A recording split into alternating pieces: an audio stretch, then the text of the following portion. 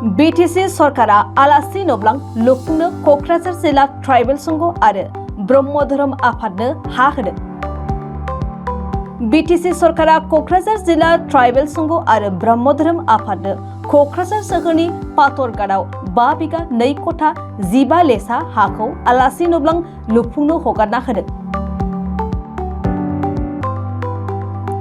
कक्राझार जिल्ला ट्राइबेल संघनो 2 बिघा 2 कथा 15 लेसा आरो आद्रा थानाय हाखौ ब्रह्म धोरोम आफादनो दिनै कक्राझार सार्कोल मावख'नि मावख'गिरि मण्डल आरो गुबुन गुबुन मावख'गिरिफ्रा जायगायाव थांनानै सुख'नानै होयो। कक्राझार डिस्ट्रिक्ट ब्रह्म धर्म कमिटिया न' मोनसेबो गैजायैखाय बिटिसिआव बिथां चिफ सारनाव ओमफ्राय बिथाङा जोंनो हा होनो थिनदों। ओमफ्राय सार्कोल अफिसारखौ नागिरनो थिनदों। सार्कोल अफिसारा नागिर नैबे हाखौनो मोनदों आरो फरिं लेन्ड, बे डाक नाम्बार 666। ओमफ्राय गभर्नमेन्टनि रेकर्डआव बे एखेबारे क्लिन, बे फार्स्ट लेन्डखाय ट्राइबेल संघनो बे हायाव गासै 5 बिघा 3 कथा 15 लेसा दं। बेनि खावसेया बिसोर लाबाय, ट्राइबेल संघ लाबाय, खावसेखौ जों मोनबाय आरो बे हायाव जों मिथिनायाव खुनु गन्डगल गैया। गन्डगल दंबा सेक्रेटारियेट लेभेलाव जों जेला खबर लायो होनबा बुंगौमोन आरो सार्कोल अफिसनि मानसिया बुंगौमोन, रेकर्डआ खिथागौमोन, दिनै सुनाय जानाय नङामोन।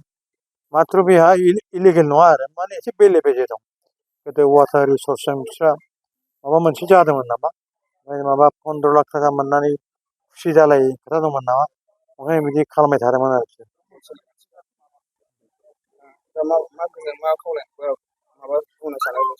दा जों बिटिसि सरकारखौ ओरैबायदि मोजां मोनबाय, जों बिराद धन्यबाद होनो लुबैदों। आरो बे जोंहा इएमआबो लेन्ड एन्ड रेभिनिउनि इएमआबो खुब मोजाङै जोंखौ सह खालामदों। बिथाङा गोरायैनो जोंखौ सहजग खालामदों। जों बिथांनिसिमबो धन्यबाद होयो आरो बिथांनिसिमबो धन्यबाद होयो। दा बे हा दिनैनिफ्राय जोंनि जाबाय आरो बेवहाय हयथ' आरो जेबो गन्डगल जानाय नंला। जों गोजोनबाय। दिनै जोङो क'क्राझार डिस्ट्रिक्ट ट्राइबेल संघआ आसाम गभर्नमेन्ट नङा, बिटिसि गभर्नमेन्टआ जोङो ट्राइबेल रेस्ट हाउस आरो ट्राइबेल संघनि नामै हा बिदोंमोन।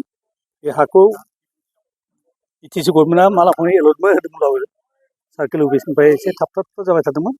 खार'ना बेनो, मोनसे समाव जों जेब्ला सुनो फैयो होमब्ला मण्डलखौ एसे डिस्टार्ब होदोंमोन। दहाय नोंथांमोनहा लोगो मोननायानो बे हाखौ केस दं, माबा दं, केस थानाय हाखौ सुनो नाङा होननानै बे समाव बादा होदोंमोन। नाथाय जोङो बेखौ जगाजग खालामफिननायनि उनाव जोङो बिटिसि गभर्नमेन्टआवबो जों खबर लाबाय, बेबायदि खुनु केस गोनां बे हाया नङा, बे हाया केस गैया, जिहेतु बेहाय खुनु गभर्नमेन्टनि एगेन्स्टै केस होनायनि रेकर्ड पार्टि गैया होननानै आरो बिथांमोनहा सार्कोल अफिसखौ नारहरफिनदों। सार्कोल अफिसा बेखौ थाबैनो सुना होनांगौ होननानै, मानो होनबा एलटमेन्ट जाबाय। हाया जोंनि जायखौ होनो गोसो जों होगोन, बेखौ खालि सार्कोल अफिसा पारफरमेन्सल' खालामनांगौ, समाधानल' खालामना होनांगौ। दिनै बे खोथाखौ लानानै बिथाङा दाखालि सुनांगौमोन समबाराव, खिन्थु 15 आगष्टनि हथात डिसिआ मिटिं लिंनायाव बेखौ बियो मावनो हायाखिसै। ओंखायनो गावनो समाय होफिनबाय जे आङो मिटिङाव फैनांबाय 15 आगष्टनि आरो डिउटिबो गोलैबाय, गतिके आं बेखौ दिनै खालामनो हानाय नंला, नोंथांमोनहा मंगलबार लादो। आरो बिथाङा मंगलबारनि खोथाखौ बुंबाय, आं अफिसाव हाबोबा अफिसाव बिराद मानसि जमा जानानै थायो, बिनि थाखाय आङो अफिसाव हाबाब्लानो नोंथांमोननि खामानिखौ मावनो होगोन होननानै। बिनि थाखायनो बिथाङा फैबाय आरो बे सुनाय समाव आरो बिथांमोनहा बे हाखौ केस दं सुना माना बिदि हेंथा होबाय। नाथाय जों होनबाय, हाया केस दंब्ला, जुदि केस दङब्ला बे हाया गभर्नमेन्टआव रेकर्ड जाना थानांगौमोन।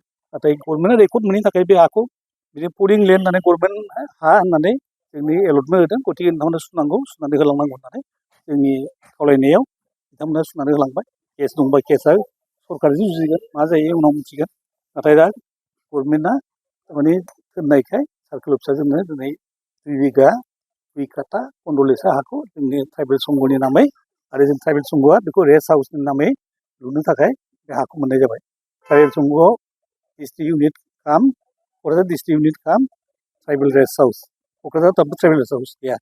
जोंहा रेस्ट हाउसनि नामै हा दंमोन मोनसे समाव, नोंथांमोनाबो मिथिगौ, बै ब्रह्म मन्दिर दानि बिद्यापिटनि खोलाहा।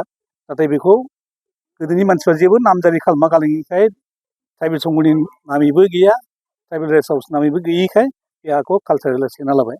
जायनि फलाव जोङो थांनाय बोसोराव सेन्ट्रेल गभर्नमेन्टनिफ्राय स्किम फैदोंमोन जे ट्राइबेल रेस्ट हाउस लुनो 10 बिल्डिं मोनसे लुनानै होनो थाखाय फैदोंमोन नाथाय जों हा होनो हायैयाव बे समनि माबाया सेंसना जोबनानै थांदों एबार फैफिननायाव आरो आसामाव गंथामल' जानायखाय क'क्राझाराव जोंखौ एक नाम्बाराव दोननायखाय जोङो हा नागिरनायाव गोसो होनानै दिनै बे हाखौ मोननाय जाबाय जों आसा खालामदों जोंनि ट्राइबेल मानसिफ्रा बाव थैनानै मोनाबिलियाव मालाबा गारि मथरनि उसुबिदा जायोबा बा माबा मोनसे खामानियाव हास्लाबाबा बाहाय रेस्ट लानानै खामानिखौ मावनानै थांनो हागोन आरो बे थांलाय फैलायाव जों सानो एसेबां माने उसुबिदा जानाय नङा मोनागुनाबो रिक्सानि अभाब जानाय नङा थांनाय आरो फैनाय गारि घरा हमनायाव उसुबिदा जाया होननानै जों सानो आरो दिनै बायद'आ थांथारनोसैमोन होलांनो गोसो गैयामोन थेवबो जों खावलायबाय नोंथाङा जुदि बे हाखौ होलाङाबा जों नोंथाङा होलाङोब्ला जों बेखौ चिर'दिन जिउ जों गोसोआव लाखिगोन होननाया बिथाङा थांनायनि आगोल बे हाखौ जोंनो होलांबाय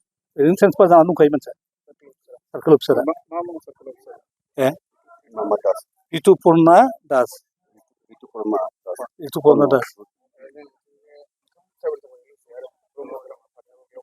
ब्रह्म धोरोम औ बेखौ बिथांमोना शिबनिफ्राय मोनदों बे हाखौ नाथाय दासिमबो एलटमेन्ट मोनाखै एलटमेन्ट मोनैनि खार'ना बे हाखौ दासिमबो बिथंङै सुनो मोनाखैमोन दिनै बिथांमोना सुनानै मोनबाय गासै हाया 5 बिघा 2 काठा 15 लेखार दं होननानै बे नैबे लामायाबो जोंनि नैबे लामा आरो बै वालसिमा नाथाय बेखौ एसे दोनथ'बाय बिसोरो खारन बेहाय मोनसे प्राइमारि बर' साहित्य सभाबो हा बिना दङ बिसोरो मोनदोंमोन हाबुरबारियाव बे सम्पाबति इरिगेसन प्रजेक्टआ खालामनायनि उनाव हाया खालि जानानै दं 10 बिघा बे 10 बिघायाव 2 बिघाखौ जल मिसन प्रजेक्टआ लाबाय बिनि उनाव 8 बिघा दङ दाखालि EM सारा होनबाय जुदि नर्म्सआव जोंनि दानि कनभेनसन लुनो नागिरनाया मोनसे कनभेनसन लुनोसै नैबे माबाबायदि बड'फा उपेन्द्रनाथ ब्रह्म कमप्लेक्स बायदि मोनसे कनभेनसन जेराव साउन्ड सिस्टेम थागोन मिटिंनि सुबिदा थागोन सोब सुबिदा थाजोबगोन आरो बेहाय बेखौ बेहाय लुनो नागिरदों बेहाय नर्म्सआ 8 बिघा नांगौब्ला बिथांमोना बेहाय हाखौ मोननाय नङा ओंखायनो नैबेहाय थुनहरदों आरो दा बिनि थाखाय बेखौ हाखौ लाखिनानै दोनखानाय बायदि जाबाय बिथांमोनाबो मोनगोन आरो ब्रह्म दंआथ' मोनखाबाय होनना हमना ला खालि बे हाखौ मोजाङै सुनो मोनैयावल' एलटमेन्ट जाथ'वाखै बिथांमोना जाखाबाय होनना हमना ला उन्दुला फरवार्ड खालामना होदों बायद'आ बेखौ फरवार्ड खालामनानै माबायाव लेन्ड रेभिनिउ डिपार्टमेन्टआव हरगोन आरो बिथांमोना एलटमेन्टखौ थाबैनो हरगोन बेनो ओमफ्राय गभर्नमेन्टआ जोंनि थाखाय जोङो आगोलनि गभर्नमेन्टआव जुजिदोंमोनबाबो सुजुग सुबिदा मोनाखिसै जोङो हाखौ नागिरै गोबाव बोसोरनिफ्राय नागिरदोंब्लाबो जों खालामबोनो हायाखैमोन नाथाय जों दा हाब्रायसिनाया माने सेंसन फैखाथारनाय जिनिसखौ जोङो लाखिनो हायाब्ला बिल्डिंआ फैखाथारनानै दङ गभर्नमेन्ट अफ इन्डिया माबानि प्राइम मिनिस्टार अफ ट्राइबेल एफेयार्सनिफ्राय जोंनि आसाम गभर्नमेन्ट नङा आरो बे फैनायखौ हा गैयिनि थाखाय जों हगारहरनांगौब्ला बारे थांनाय बोसोराव हगारनानै देग्लाय बोसोराव हगारनांगौब्ला जोंहा गाज्रि जागोन होननानै जोङो हाखौ नागिरथारनायनि उनाव आरो बे फेरेंगा सारजों जों नांगौबा रिजार्भनि हाबाबो सन्दरपारायाव जुदि फरेस्टनि हा दंब्लाबो लाथारनो होननानै नागिरनायाव बिथाङानो गावनो प्रस्ताब बानायना होदों जे ओरैबायदि हा दङ पाटरि घाटआव बे पाटर घाटआव बेहाय आर्मि केम्प दंमोन बेखौ थांबाय बे हाया खालि जानानै दं बेखौ नोंथांमोना थाबायनो हासिगोन होननानै बिथाङानो इंगित होनायाव जों थाबायनानै बे हाखौ दिनै मोननाय जाबाय बेनि थाखाय फेरेंगा सार गभर्नमेन्टखौ जों धन्यबाद होयो आरो जाय सार्कोल अफिसार बिथाङा जोंनि थाखाय खस्थ' खालामनानै बे हाखौ सुनानै लांबाय जाय मण्डल बिथाङाथ' जोंनि ट्राइबेल मानसिखाय बर' मानसिया स्पेसियेलि गोसो मोदोम जिउ होनानै एक फैसाबो जेबो लेनदेन खालामाजासे मोजाङै मोजां सुना लांबाय आरो दिनै जोङो बे हाखौ जोंनि आखाइयाव मोनबाय आरो दानि बुंलांबाय बिथाङा हेन्ड अभार एन्ड टेकेन अभारखौ जों दिनै मोनगोन अब्ला जोंनि आखाइयाव जों फैगोन आरो जों दिनैनो बे अफिसनि साइनबर्डखौ लागायना गालांगोन